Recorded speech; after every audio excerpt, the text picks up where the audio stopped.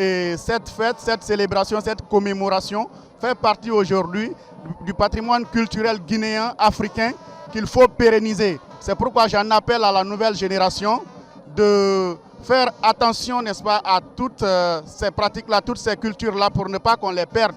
Parce qu'un peuple qui ne préserve pas sa culture, un peuple qui ne garde pas jalousement sa tradition, est un peuple qui est appelé à disparaître. Tout d'abord, je suis très heureuse d'être là. Je félicite la population de Nora-Soba, je félicite les organisateurs et je les encourage davantage à pérenniser ce genre d'événements, non seulement, mais de les dupliquer dans les autres régions et préfectures qui ont certainement des cultures aussi à valoriser. La fête de la mare, c'est une fête identitaire qui nous rappelle de là où on vient, une fête à laquelle on valorise la culture, non seulement guinéenne, mais aussi de Nora-Soba. Moi, ma passe, c'est d'abord faire connaître cette culture, faire connaître qu'il y a un peuple qui se réunit une fois par an autour d'une mare, pas pour le poisson, mais c'est un côté sacré.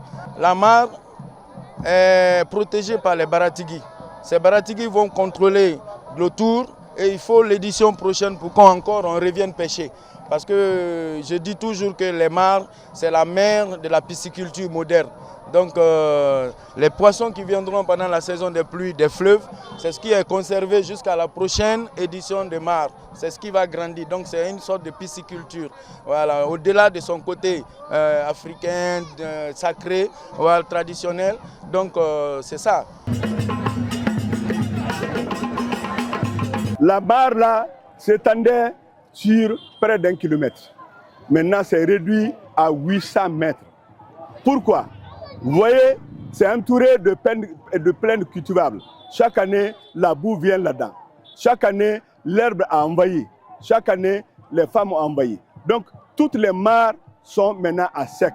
Il y a un programme maintenant de dragage des mares. Mais avec quels moyens? Avec quel accompagnement? Avec le nombre de mares. Donc, le programme existe. Ce n'est pas spécifique à Noradala. Nukundala, la même chose. Koumana, la même chose. Baro, la même chose. Ainsi de suite. Donc, vous faites bien. On doit protéger l'environnement. On doit protéger l'écosystème parce que ça fait partie de notre patrimoine historique et culturel.